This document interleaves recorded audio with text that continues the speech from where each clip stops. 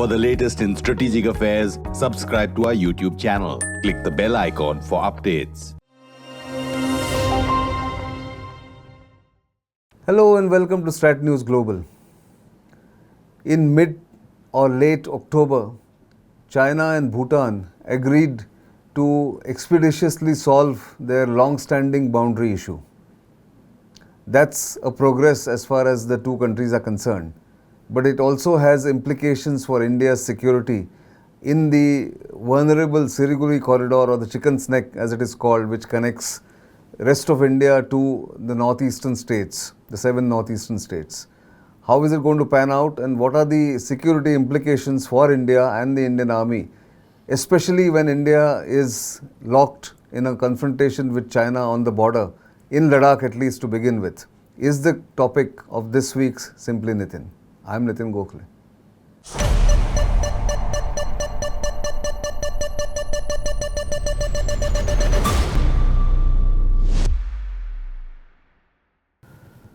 So Bhutan's foreign minister, Tandi Dorji, was in Beijing on October 23rd to meet his Chinese counterpart, or at least the temporary counterpart, Wang Yi, a long-standing foreign policy Mandarin who has been handling various foreign policy issues for China, to try and take forward the negotiations between Bhutan and China on the boundary issue. It's a long-standing issue between the two countries, tiny Bhutan and giant China. Tiny Bhutan sandwiched between China and India in India's northeastern region. What are the implications? Well, to begin with, if the boundary settlement takes place, India will watch very closely what are the terms and conditions for that boundary settlement. For years together, for almost 25 years, China has been pressing Bhutan to settle the boundary and telling Bhutan that if you want to reclaim or have continued claim on the disputes in its northeastern or north and the northeastern parts of Bhutan, where there is a small dispute between China and Bhutan, then Bhutan will have to compromise on the boundary dispute or the disputed portion of the boundary in the west, which is the famous or infamous Doklam or Dolam area, which saw a confrontation between Indian troops and the Chinese troops, or a standoff in 2017, which lasted for 73 days. Now, why is it important? If you look at the map, and if you look at what India claims, or India and Bhutan have been claiming for a long time to be the point of convergence of the trijunction of the boundary between Bhutan, China and India, Bhutan and India wants the trijunction to be located, or considers the trijunction to be located at a place called Batangla, which is in the north of this particular map, as you can see. But China says the trijunction lies south of Batangla at a place called Gyamochen, which India and Bhutan have not agreed so far. Now, why is that a dispute? India feels that by starting the trijunction from Gyamochen, China gains advantage, or China comes closer to one of the most vulnerable points in the boundary between the three countries, and which is the Jamperi Ridge. The Jamperi Ridge overlooks or dominates the Siliguri corridor, or the chicken's neck, which, as I said, connects India's 7 northeastern states to rest of India. India does not want Chinese troops or Chinese security forces to come onto the Jamperi Ridge, because if they come on the Jamperi Ridge, it's easy to roll down into the chicken's neck corridor and cut off the northeastern states from rest of India. In a worst case scenario, if a hot war breaks out between India and China. And therefore, India says that the trijunction must begin according to the old convention of 1898 between Tibet and Sikkim, and of course Bhutan wasn't a player at that point in time, where the trijunction had been agreed upon at Batangla. From Batangla to Gyamochen, whatever the distance of 1.5 to 2 kilometers, makes a huge difference in terms of force deployments. Now, China has realized that they have an advantage in pressing tiny Bhutan into agreeing or pressurizing Bhutan into agreeing what they think is the correct boundary position. And Bhutan might succumb to the pressure put by the Chinese. Now let us find out what has been the status of the boundary talks between Bhutan and China. Since 1984, when the boundary talks began, there have been 24 rounds of boundary negotiations without coming to any conclusion. And to put pressure on Bhutan, China in 2020 claimed ownership of Sakteng Wildlife Sanctuary, which actually abuts or which borders Arunachal Pradesh in India's northeast. It has no common boundary. China has no common boundary with Sakteng Wildlife Sanctuary. But out of the blue, without any evidence, without any supporting claims or supporting maps, China said Sakteng belongs to China. Now, coming under pressure, there is a fear in the Indian establishment amongst observers that Bhutan might come under pressure and then say, okay, China should give up the claim on Sakteng Wildlife Sanctuary and the disputed enclaves in the northern part of Bhutan-China border, just to avoid confrontation with China. And in return, China may want the trijunction at Doklam or Dolam to begin or to be demarcated on the map and on the ground from Gyamochen and not at Batangla. That's the fallout and implication of the boundary issue.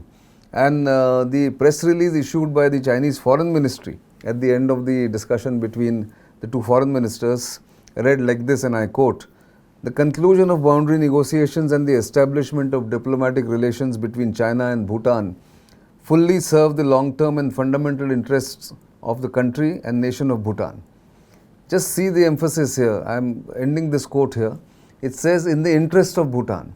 It doesn't say it's in interest of China deliberately. It continues, the press release continues, and I quote, "China is ready to work with Bhutan in the same direction, seize the historic opportunity, complete this important process as soon as possible, and fix and develop China-Bhutan friendly relations in a legal form."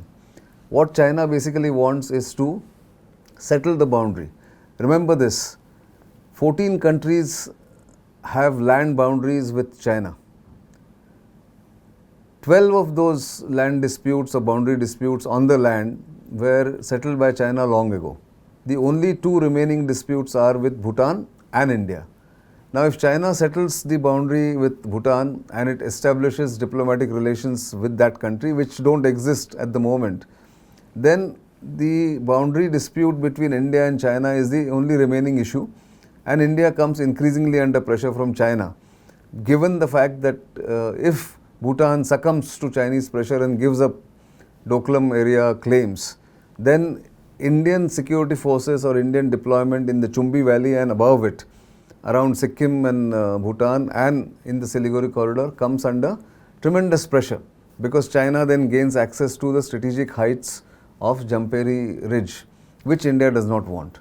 Now that's where China is playing a clever card by occupying some of the territories in the Bhutanese northern parts of the Bhutan-China border, creating some villages, establishing some progressive villages there, so that Bhutan says, okay, you give up those villages and we'll give you something else in the west.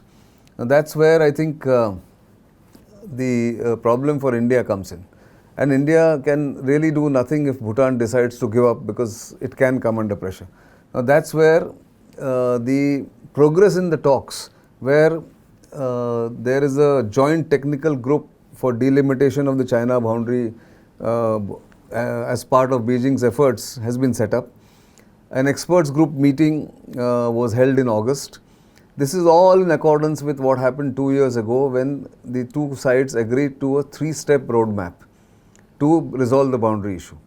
Now, if this happens, then the direct dialogue between Bhutan and China will mean that India's role in security of Bhutan and keeping Bhutan on India's side and as one of its closest friends and allies in the region will get diminished.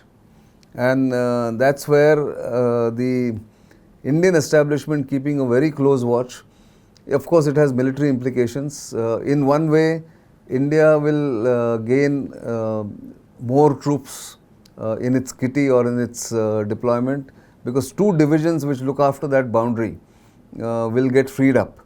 But in case of hostilities, India will come under pressure from two sides, because the axis that would have defended the fight with China in the Chumbi Valley will not be available to India if Bhutan decides to disallow Indian troops, and if the Indian military training team, which has been stationed in Bhutan for a long time, gets wound up according to the agreements, if it goes through between Bhutan and China, then India has a security implication there. All that has to be watched.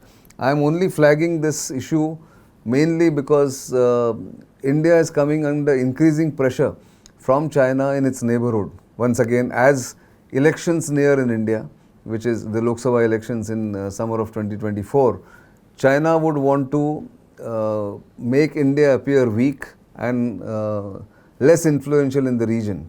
So it is playing its cards, devious cards, in Nepal, in Sri Lanka, in Bangladesh, and of course Bhutan, as I have mentioned here. And therefore India will have to watch out that it does not lose the kind of influence, the kind of standing it has in the neighborhood, and it does not allow China to increase its footprints, which it has already done by turning the tide in Maldives last month when elections were held there, and a pro-China leader has been elected to lead Maldives in the next 5 years. So all these has implications, both strategic as well as security implications for India, and China's shadow looms large over the region. That's why I thought I will just flag this issue of China and Bhutan boundary negotiations, which may or may not conclude this year, but it is on its way to get resolved over the next few months or maybe a year or so, and therefore India has to keep a watch. Do keep watching StratNews Global. You know where to reach us. Our comment section is open. Your feedback is welcome. Our social media handles are also visible to you. So do subscribe to our social media handles or follow them. Subscribe to our YouTube channel, and of course keep sending the comments, which we welcome, so that we improve as we go ahead and bring in new topics and new discussions to the table, so that we can have more engagement going forward. For the time being, it's goodbye.